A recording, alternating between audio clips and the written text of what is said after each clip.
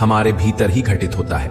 अब जब बात धर्म क्षेत्र और कुरुक्षेत्र की हो रही है तो यह समझना आवश्यक है कि हमारे अंतःकरण में दो प्रमुख प्रवृत्तियां सदैव सक्रिय रहती हैं, देवी संपदा और आसुरी संपदा। देवी संपदा का प्रतिनिधित्व करते हैं पुण्य रूपी पांडु और कर्तव्य रूपी कुंती। जब तक पुण्य का प्रकाश जागृत नहीं होता तब तक हम अपने कार्यों को केवल सामाजिक या व्यावहारिक कर्तव्य समझकर करते हैं, लेकिन जैसे ही पुण्य जागता है, जैसे ही आत्मा में प्रकाश होता है, तभी देवी संपदा सजीव हो जाती है और तभी हम सच्चे अर्थों में अपने कर्तव्यों को पहचान पाते हैं। क्योंकि बिना पुण्य के कर्तव्य केवल एक बोझ बन जाता है, लेकिन जब पुण्य जागृत होता है तब कर्तव्य सेवा बन जाता है, योग बन जाता है, ईश्वर का माध्यम बन जाता है। कुंती ने पुण्य के जागृत होने से पहले यानी पांडु के प्रकट होने से पहले जो कुछ प्राप्त किया वह था कर्ण। कर्ण कोई साधारण पात्र नहीं है, वह हमारे भीतर जमी बंधनकारी रूढ़ियों का प्रतीक है। वे रूढ़ियां जो हमें बचपन से संस्कारों, मान्यताओं और सामाजिक मर्यादाओं के रूप में सिखा दी जाती है। कर्ण हमारे मन की वह परत है जो सच्चाई से पहले बनती है, जो जन्म से पहले नहीं पर समझ के पहले से हमारे भीतर सक्रिय हो जाती है। यही कर्ण जब हमारे जीवन पर हावी रहता है तब हम समाज और परंपराओं के अनुसार निर्णय लेते हैं, आत्मा की पुकार को दबाकर। परंतु जिस दिन पुण्य जागृत होता है उसी दिन देवी संपदा भी प्रकट हो जाती है, और जब यह संपदा जागृत होती है तो हमारे अंतःकरण में धर्म रूपी युधिष्ठिर का जन्म होता है, अनुराग रूपी अर्जुन उत्पन्न होता है। वह अर्जुन जो भगवान की ओर आकर्षित होता है, जिसने यह निर्णय ले लिया है कि उसे ईश्वर को पाना है, उस दिव्य ज्ञान को समझना है। और जब इस अनुराग का अंकुर आपके भीतर फूट पड़ता है तभी आप भगवद गीता को समझने योग्य बनते हैं। फिर आपके भीतर भाव रूपी भीम जागृत होता है, वह प्रबल भावना जो धर्म के लिए हर चुनौती से टकराने को तैयार रहती है। नियम रूपी नकुल आपके जीवन में व्यवस्था लाता है, अनुशासन की भावना लाता है। सत्संग रूपी सहदेव आपको सत्संग की ओर, ज्ञान की ओर, साधुजनों की ओर ले जाता है, और साथ ही सात्विकता रूपी सात्विकी भी आपके स्वभाव में समा जाती है जो आपके जीवन को निर्मल बनाती है। यही सात्विक प्रवृत्तियां जब एक साथ जागृत होती हैं तो आपका मन कर्तव्य के द्वारा भाव पर विजय की ओर अग्रसर होता है, और यही कुंती भोज कहलाता है जहां कर्म और भावना का संतुलन होता है। इन सातों प्रवृत्तियों को 7 अक्षौहिणी सेनाओं के रूप में दर्शाया गया है। अक्ष का अर्थ है दृष्टि, वह दृष्टिकोण जो सत्य की ओर देखता है। ये 7 सीढ़ियां हैं, 7 भूमिकाएं हैं जो हमें परमात्मा तक की यात्रा पर ले जाती हैं। ये गणनाएं केवल प्रतीक नहीं बल्कि आत्मिक विकास के 7 चरण हैं, और ये प्रवृत्तियां, ये दिव्य शक्तियां अनंत हैं, सीमाहीन हैं। अब यदि हम आसुरी संपदा की बात करें, यानी कि उस कुरुक्षेत्र की जो हमारे भीतर ही उभरता है, तो उसमें शामिल होती हैं हमारी 10 इंद्रियां और एक चंचल मन। ये मिलकर कुल 11 सेनाएं बनाती हैं जो आसुरी प्रवृत्तियों का प्रतिनिधित्व करती हैं। इस कुरुक्षेत्र का राजा है धृतराष्ट्र, वह व्यक्ति जो सत्य को जानता है, जिसने धर्म के उपदेश सुने हैं लेकिन फिर भी आंखें मूंद कर जीता है, वह धृतराष्ट्र है। वह अज्ञानता का प्रतीक है, उसे अपने मोह से अधिक कुछ नहीं दिखता। उसकी जीवन संगिनी है गांधारी, जो हमारी इंद्रियों पर आधारित प्रवृत्ति का प्रतिनिधित्व करती है, जो जानबूझकर अपनी आंखों पर पट्टी बांध लेती है जिससे सत्य दिखाई ही ना दे। इन दोनों के संतान रूप में मोह का प्रतिनिधित्व करता है दुर्योधन, वही मोह जो सभी समस्याओं का मूल है, वही जो हमें संसार से बांध कर रखता है।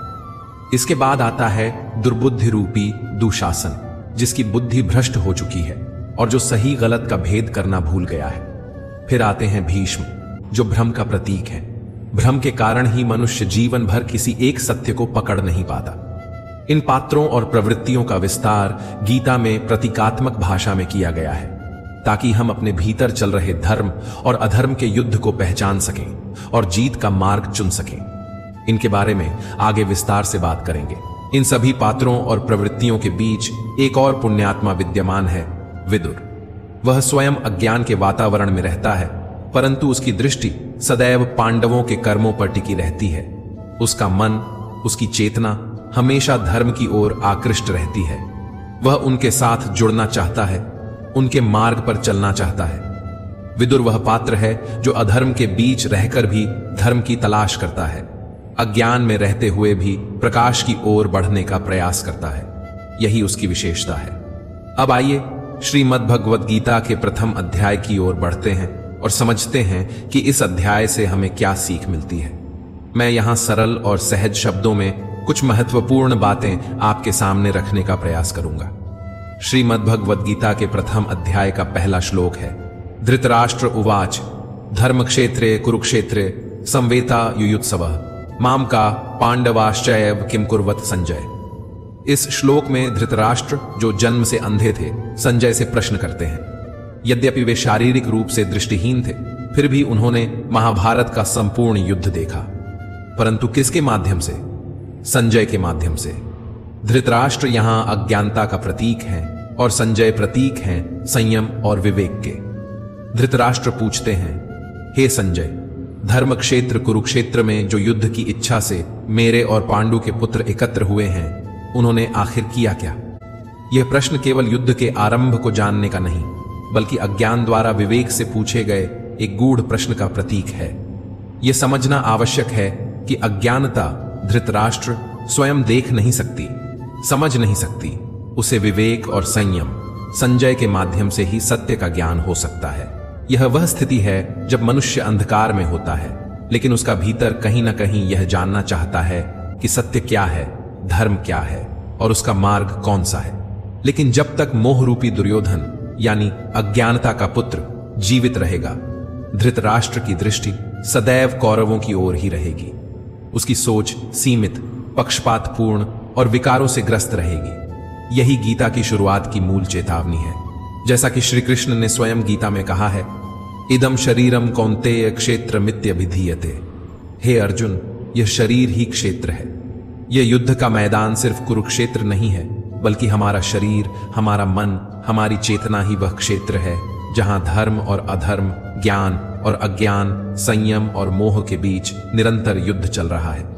श्रीमद् भगवद गीता का प्रथम अध्याय इसी भीतरी युद्ध की भूमिका है, जिसे समझे बिना गीता का मर्म नहीं समझा जा सकता। जैसे जैसे आप श्रीमद् भागवत गीता का अध्ययन करते जाएंगे, आप पाएंगे कि प्रारंभिक अध्यायों में अनेक पात्रों का उल्लेख होता है, किंतु आगे चलकर संवाद केवल भगवान श्री कृष्ण और अर्जुन के बीच सीमित रह जाता है। इसका एक गूढ़ संकेत है, यह दिव्य ज्ञान केवल उस अनुरागी अर्जुन के लिए है जिसने शरणागति को अपनाया है, क्योंकि जब तक व्यक्ति स्वयं भगवान को पाने की तीव्र इच्छा नहीं करता, तब तक गीता का ज्ञान उसके भीतर नहीं उतरता। अब यदि हम प्रथम अध्याय के 11वें श्लोक को देखें, तो वहां दुर्योधन अपने गुरु द्रोणाचार्य से कहता है, अयनेषु च सर्वेषु यथा भागम वस्थिता भीष्म में वाभिरक्षन्तु भवन्तः सर्व एव ही। अर्थात हे आचार्य, सभी योद्धा अपने अपने मोर्चों पर स्थित रहें, किंतु सब मिलकर पितामह भीष्म की रक्षा करें। यहां दुर्योधन कहता है कि अगर भीष्म जीवित हैं तो हम अजेय हैं, इसलिए उन्हें केवल युद्ध में भाग लेने की आवश्यकता नहीं, बल्कि उनकी रक्षा की जानी चाहिए। अब जरा सोचिए, भीष्म जैसे महायोद्धा, जिन्हें मृत्यु का भी वर्ण करने की स्वतंत्रता थी, जिन्हें इच्छा मृत्यु का वरदान प्राप्त था, उन्हें अब स्वयं की रक्षा के लिए दूसरों की आवश्यकता पड़ रही है।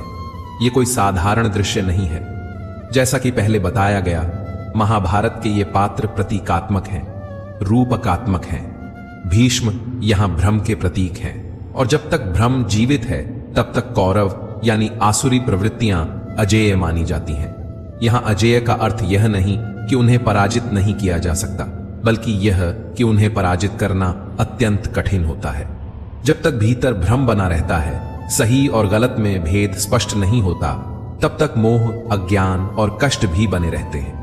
लेकिन जैसे ही भ्रम समाप्त होता है, वैसे ही अविद्या, मोह और सभी विकार अपना अस्तित्व खोने लगते हैं। इसलिए भीष्म का जीवित रहना केवल युद्ध में उनकी भूमिका नहीं, बल्कि यह बताने का संकेत है कि जब तक हमारे भीतर का भ्रम जीवित है, तब तक आध्यात्मिक विजय संभव नहीं है। दुर्योधन अपने गुरु द्रोणाचार्य से कहता है, गुरुदेव, पांडवों की सेना का नेतृत्व भीम कर रहा है और हमारी सेना का नेतृत्व पितामह भीष्म कर रहे हैं। यह बात केवल युद्ध के प्रबंध की नहीं, बल्कि एक गहरा प्रतीक है। भीम यहां भाव का प्रतीक है और केवल भावों में ही परमात्मा का वास होता है। जब तक आपके भीतर सच्चे भाव हैं, तब तक आप परमात्मा की ओर बढ़ सकते हैं, उनकी अनुभूति कर सकते हैं। लेकिन जब तक भीतर भ्रम जीवित है, जिसे भीष्म के रूप में दर्शाया गया है, तब तक आपकी चेतना आसुरी संपदा से घिरी रहती है और यह भ्रम बना रहता है कि असली सुख तो संसार के भोगों में है। इस समय जो राजा है वह मोह रूपी दुर्योधन है। वही संवाद कर रहा है गुरु द्रोणाचार्य से, जो द्वैत बुद्धि का प्रतीक है। द्वैत यानी मैं अलग हूं और परमात्मा अलग है। जब तक यह अनुभूति बनी रहती है कि हम और ईश्वर अलग हैं, तब तक वह द्रोणाचार्य जीवित रहते हैं। आचार्य द्रोण के बारे में कहा जाता है कि जब तक उनके हाथ में शस्त्र है, उन्हें कोई पराजित नहीं कर सकता। वे अजेय हैं और यही द्वैत बुद्धि का स्वभाव भी है, जो तब तक टूटती नहीं जब तक कि उसे भीतर से कोई गहरी चोट न दी जाए। तब भगवान श्री कृष्ण ने एक युक्ति रची। उन्होंने कहा, कौरवों की सेना में एक हाथी है जिसका नाम अश्वत्थामा है। अगर उसे मार दिया जाए और यह प्रचार कर दिया जाए कि अश्वत्थामा मारा गया, तो द्रोणाचार्य इसे अपने पुत्र की मृत्यु समझ लेंगे। यही हुआ। भीम ने अश्वत्थामा नामक हाथी को मार दिया। फिर युधिष्ठिर ने सत्य को न तोड़ते हुए धीरे से कहा, अश्वत्थामा हथा, और बाकी शब्द नर व कुंजरा, मनुष्य या हाथी, धीमे स्वर में बोले। द्रोणाचार्य ने केवल पहले भाग को सुना और मान लिया कि उनका पुत्र मर गया है। उनके हाथ से धनुष छूट गया। वे निष्प्राण से युद्ध भूमि में बैठ गए और तब उनकी मृत्यु हुई। यहां मृत्यु किसी अस्त्र से नहीं हुई, मृत्यु हुई मोह से। जिस पुत्र से अत्यधिक आसक्ति थी, उसी के खोने की कल्पना ने उन्हें पराजित कर दिया। और इस कथा का सबसे गहरा संकेत है अश्वत्थामा का अमर होना। अश्वत्थामा प्रतीक है